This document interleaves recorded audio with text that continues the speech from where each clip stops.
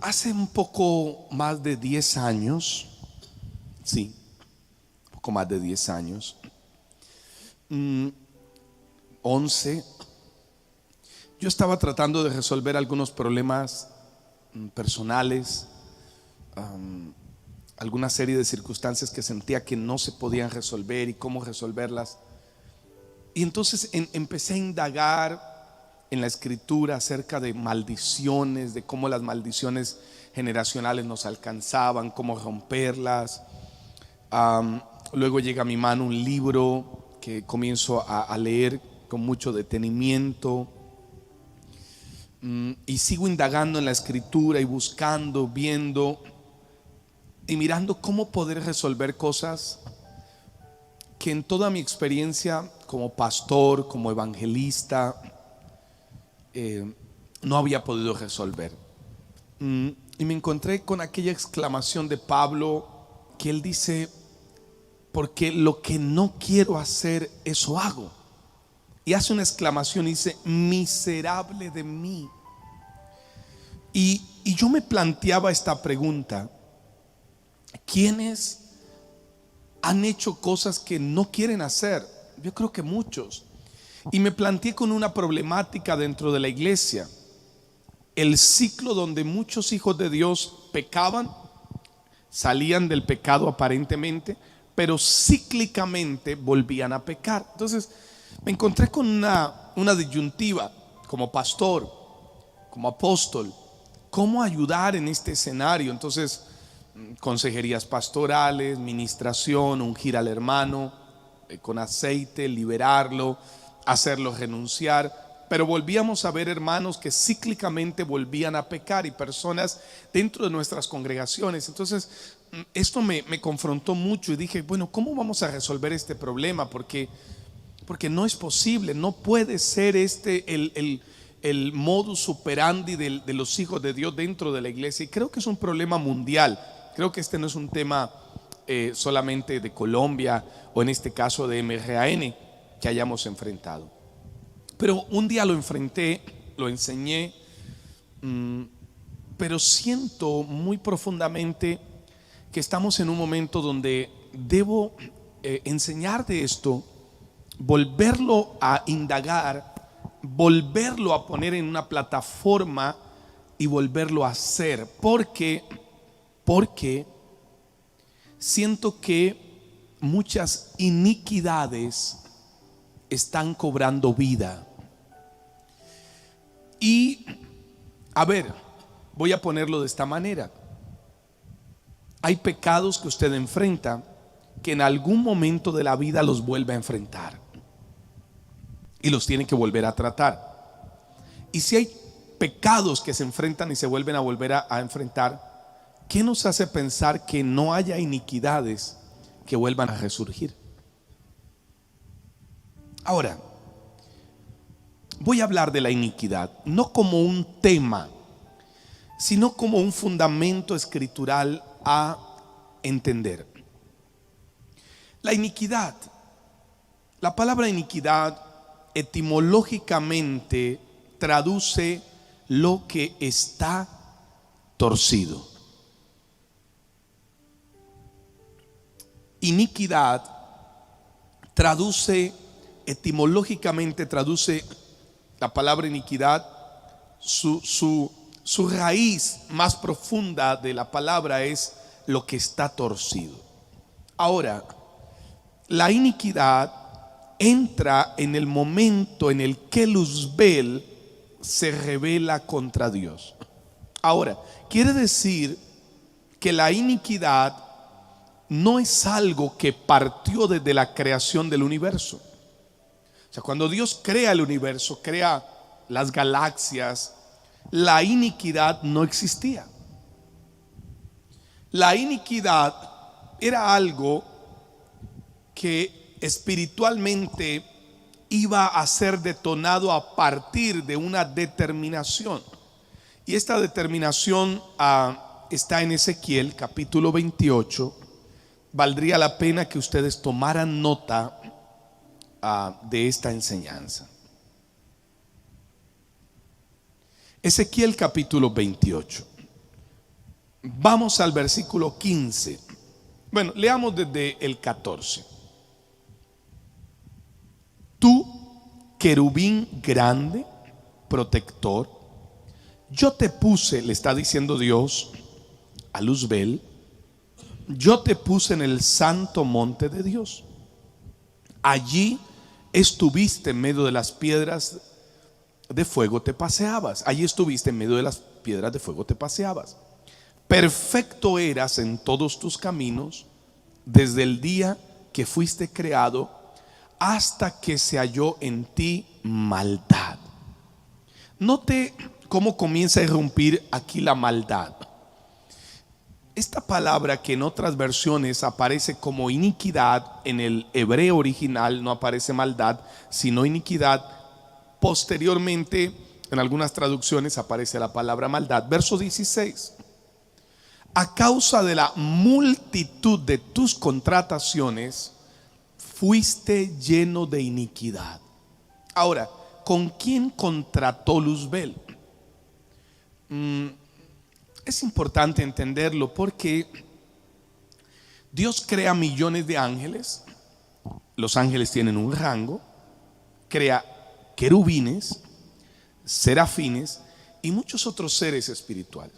También está la creación, y Luzbel entra en una serie de contrataciones con un grupo de ángeles.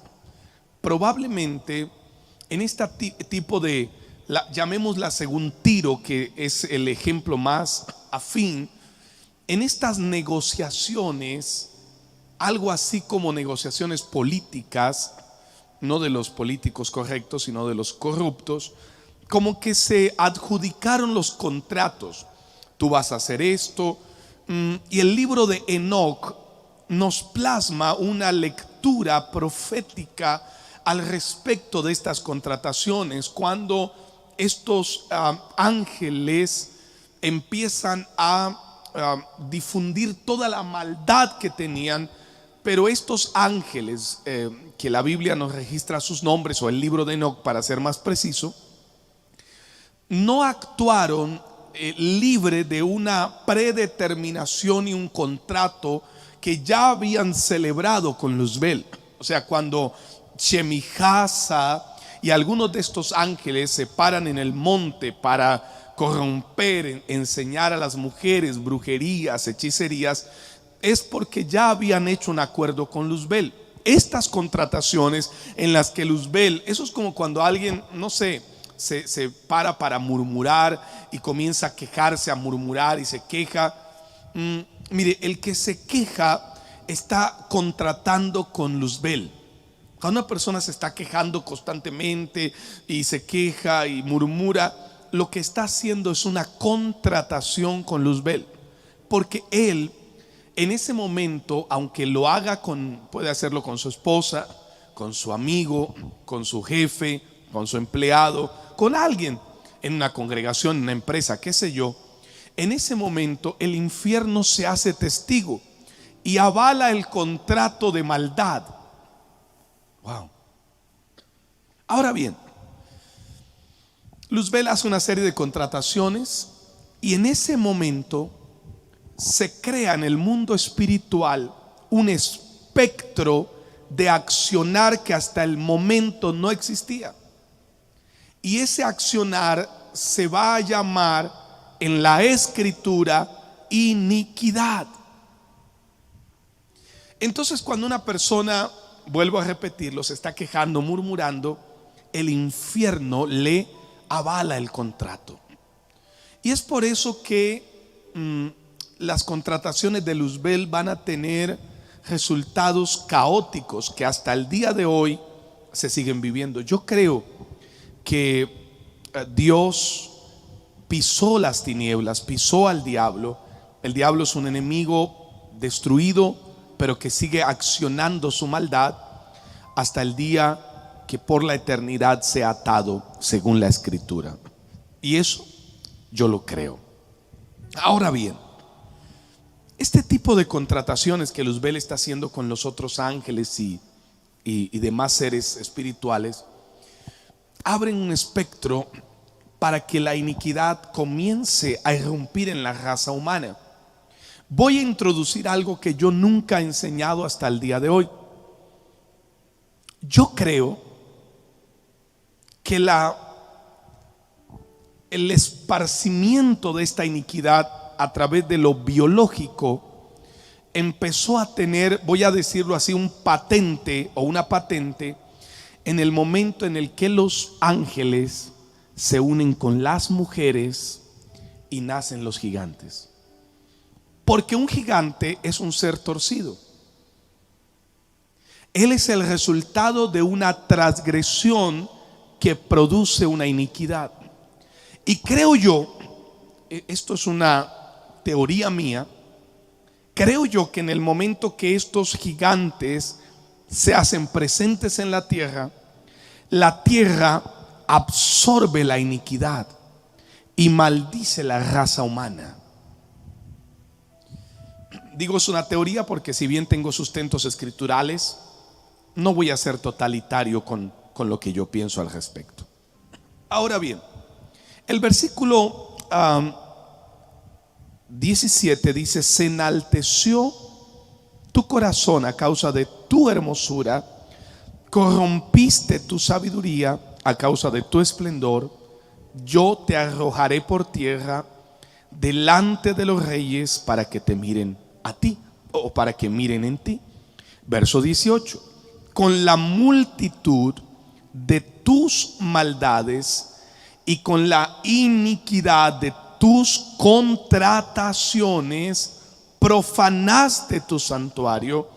Yo pues saqué fuego de medio de ti, el cual te consumió, y te puse en ceniza sobre la tierra a los ojos de todos los que te miran. Todos los que te conocieron de entre los pueblos se maravillarán sobre ti. Espanto serás. De este versículo es donde comienzan a pintar al diablo con cachos, con cola, como un monstruo, porque si bien era hermoso, él se convierte, o Dios lo transforma en un espanto, le quita su belleza, le quita su hermosura. Y yo esto lo he visto de personas que han tenido la gloria de Dios sobre su vida, en el momento que la han perdido, espantan. Para siempre dejarás de ser. Ahora bien, en este juicio se comienza a manifestar lo torcido. La iniquidad entra para pervertir el diseño de Dios para con el hombre. La iniquidad entra para pervertir el diseño de Dios para con el hombre. Alguien me pregunta que si los ángeles tenían libre albedrío. Por supuesto, tienen libre albedrío. Hay ángeles que al día de hoy siguen cayendo y siguen pecando. Por supuesto que tienen libre albedrío. Dios no creó robots. Los ángeles, hay ángeles que se siguen pervirtiendo en las naciones hasta el día de hoy. Escríbanlo, entra para pervertir el diseño de Dios para con el hombre. Esto va a estar muy interesante a lo largo de los días que voy a abordar este tema, o esta enseñanza, o esta revelación, porque vamos a intentar resolver una serie de problemáticas en su vida, en su casa, en su familia, en su empresa, en su vida, en su matrimonio, en su congregación, pastor. Entonces, la iniquidad entra para pervertir el diseño de Dios para con el hombre. La palabra iniquidad proviene de la palabra hebrea jamás. La voy a deletrear. Jamás es K-J-A-M-A-S.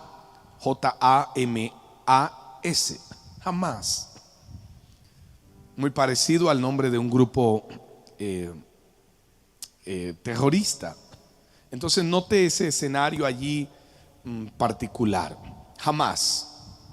A una acción también dentro de acciones violentas.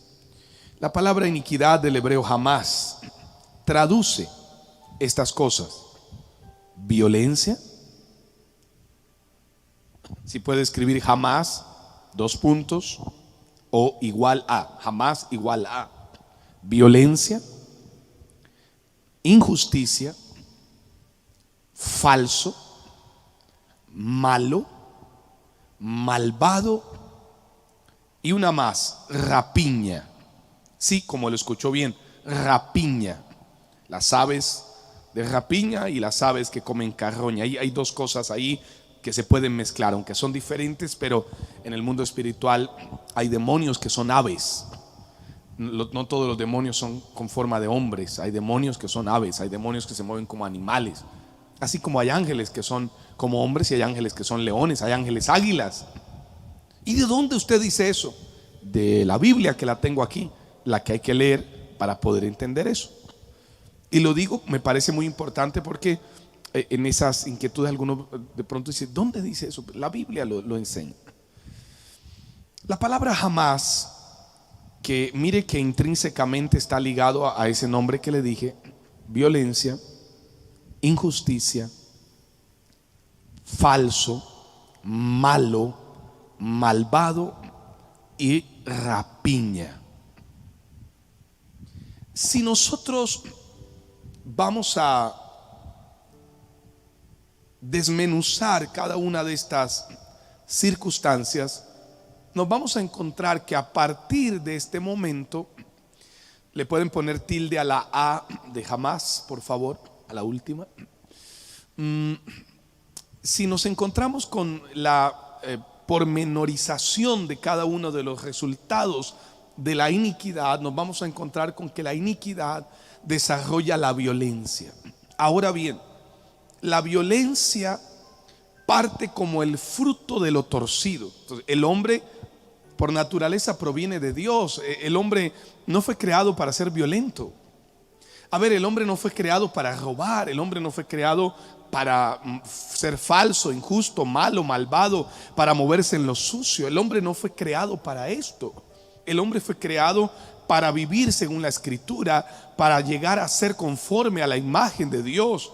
Ahora, en el momento que Luzbel se revela, hace contrataciones, Luzbel activa un movimiento de tinieblas que comienza a infectar a la raza humana. Porque es de tal manera, yo considero, vuelvo y digo, esto también es una teoría, yo lo he dicho muchas veces, que yo creo que la caída de Luzbel probablemente fue en la península de Yucatán, en México. Científicamente está comprobado que ahí cayó un meteorito. Ahora, las dimensiones de esta enorme piedra causaron un cambio en la formación que tenía la geografía y la topografía de esa región. Eso está comprobado, o sea, ya científicamente está comprobado. El asunto es, yo personalmente creo que ahí tuvo que haber caído Luzbel, por las dimensiones, por el tamaño, por el tiempo, por la unidad con la muerte, por la adoración a la muerte en el mismo lugar. Ahora bien, esta puede ser una respuesta a esta adoración constante a la muerte, que se cree como que es cultural en un restaurante, como que es normal ver una calavera con un jitomate en la boca, o con un chile habanero, no, un chile serrano, un chile guajillo, no sé, es como normal. No lo es. Ahí hay toda una unidad con la muerte. Ahora, lo malvado, lo violento, lo injusto, lo falso, se desarrolla como resultado a esta nueva intervención de las tinieblas en una batalla constante. Ahí inicia la conquista de Luzbel por la creación máxima de Dios, el hombre. Entonces Luzbel comienza una batalla por el alma, porque él sabe que ya tiene un juicio. Él lo sabe. Esto es como el que está condenado en una prisión a cadena perpetua más 50 años, no en Colombia porque no existe en el Código Penal, pero quizá en Estados Unidos sí. Entonces esa persona muchas veces busca arrastrar en la misma prisión a otros a su estilo de vida, donde ya no le importa nada. Él sabe que está condenado. Bueno, Luzbel sabe que él está condenado. ¿Qué busca? Causarle dolor a Dios. ¿Y cómo le causa dolor a Dios? Tratando de destruir su máxima creación. ¿Quién? El hombre. Entonces la iniquidad comienza a accionar todo lo que se opone a la verdad de Dios, que está implantado por naturaleza en todos los seres humanos. La palabra iniquidad también es la palabra griega anomia. La palabra anomia significa ilegalidad. Ahora bien, nos vamos a encontrar con que lo ilegal es resultado de la iniquidad. Ahora, ahí cabe la pena aclarar: hay cosas que podrán ser legales según las normas de este mundo, pero serán injustas y serán malvadas delante de Dios. El que un gobierno o unos jueces aprueben el aborto y lo consideren legal, eso no quiere decir que sea correcto, es malvado. El que aprueben, estos días 2 personas en Colombia se suicidaron aplicándose la eutanasia sin tener enfermedades terminales, y aún así la eutanasia es un suicidio. Entonces, aunque sea legal, es malvado.